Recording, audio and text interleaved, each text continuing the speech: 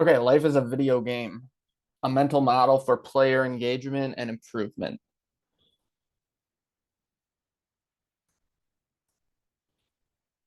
So, something I've been thinking about, I follow this guy named George McGill on Twitter.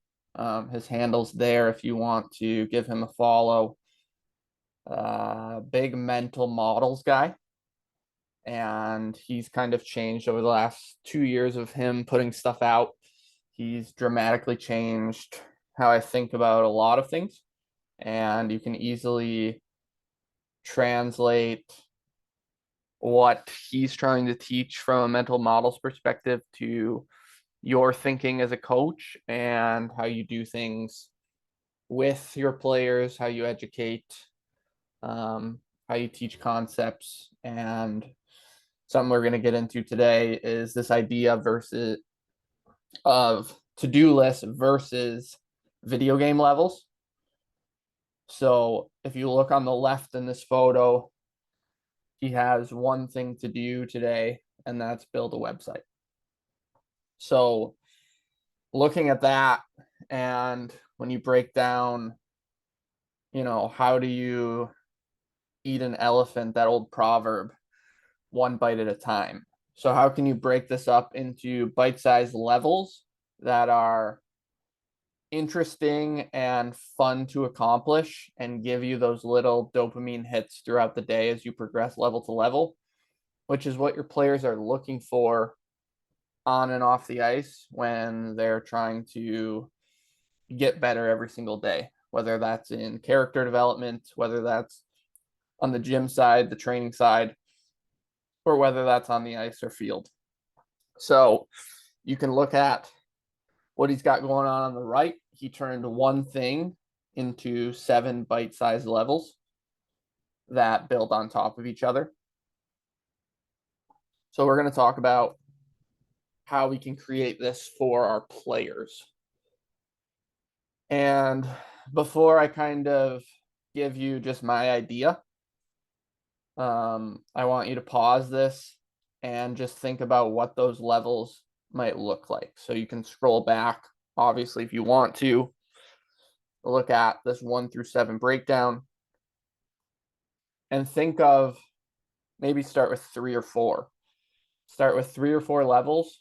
What might those look like for your players? So pause this, have a think about that, and then come back. We'll hop to the next slide. Okay, so now this is just kind of my ideas, and you can build upon these. You can start from here and then go out. And if you thought of anything different when you were having to think about it in the last slide when you paused it, feel free to reach out, let me know. I'll leave my stuff at the end. But level 1 for me is the bare minimum required to be a hockey player, or if you're a soccer player watching this, a soccer coach watching this. Obviously, any sport can apply to this. So the bare minimum that I would always tell my team is all the mandatory stuff, right? You have to show up for practice. And if you have a team workout during the season, whether we lifted twice a week, sometimes we lifted once a week, depending on where we were in the season. But the bare minimum is just the mandated stuff, right?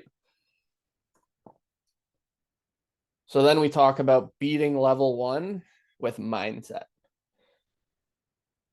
I talk to my players about doing the job before you have the job. So if you were part of where we get in trouble, not only in life, but as players and coaches and performers in general, is labeling ourselves. And labels are limiting. So what I mean by that is doing the job before you have the job is if you're a tier 3 player in the USPHL, which is where I coached, or the NA3, or tier 2 in the NA, but your goal ultimately in 5 years was to be a senior at a Division 1 program or already in pro hockey, then you have to do that job before you have that job.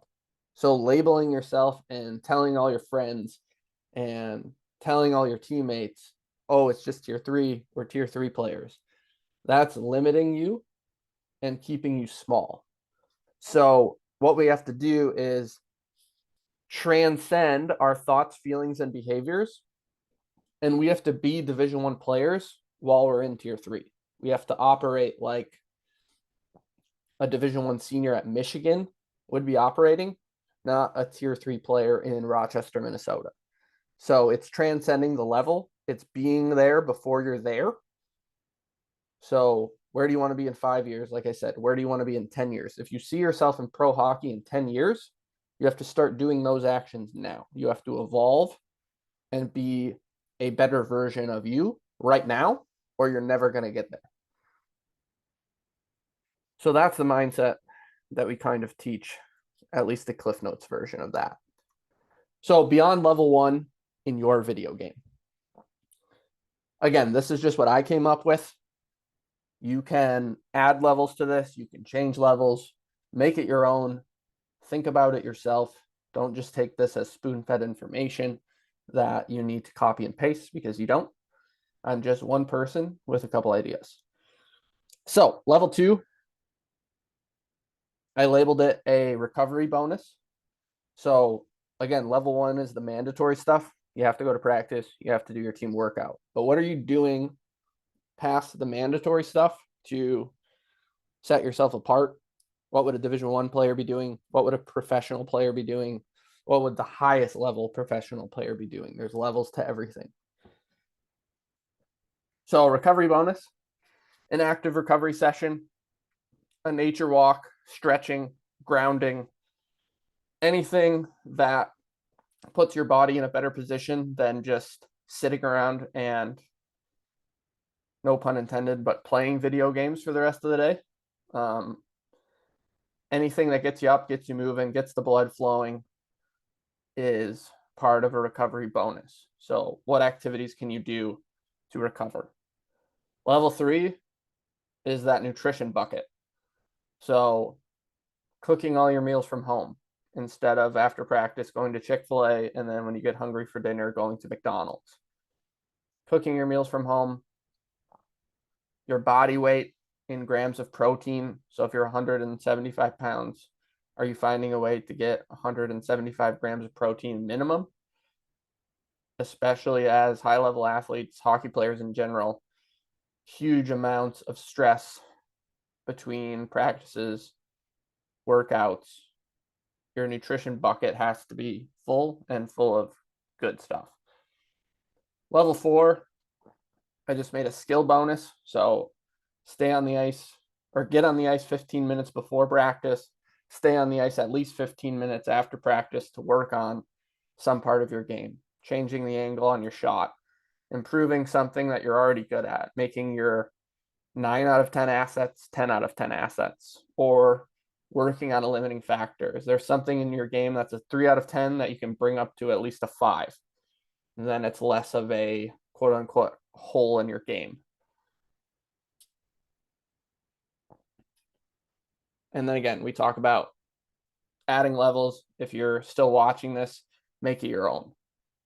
The only thing you're trying to do, the first principles of this are incentive structure, right? So if you want something to improve in your whole team, you have to incentivize that behavior. Making it part of a video game level is one way of doing that. There's other ways to do that. But making sure your incentives align with what you want in terms of behavior. What do you want to see? Incentivize that. And then building the levels that build better players. So are there more than 4 levels? Yeah. Are there other things that you can do? Yeah. But again, sticking with that incentive thing, build new levels if you're going to add to this that build better players. And that becomes the system that creates better players. That's the environment, that's the machine that people like Ryan Hardy talk about in player development, like the US national team talk about in player development. It has to be systematized. And one way to do it is to set it up like this video game structure.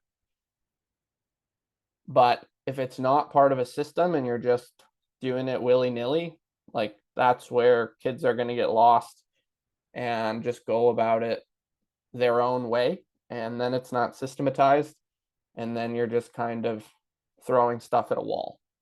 So this doesn't have to be your system. This is one way to do it, but make sure that it's systems thinking, not just I have this goal or I have this one thing to do today.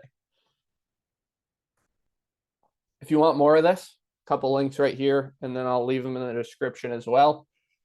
newwavecoach.net. You can join our newsletter there, or you can join it directly. And let me know if you got some value out of this. Drop a like, whatever, and we'll see you on the next one.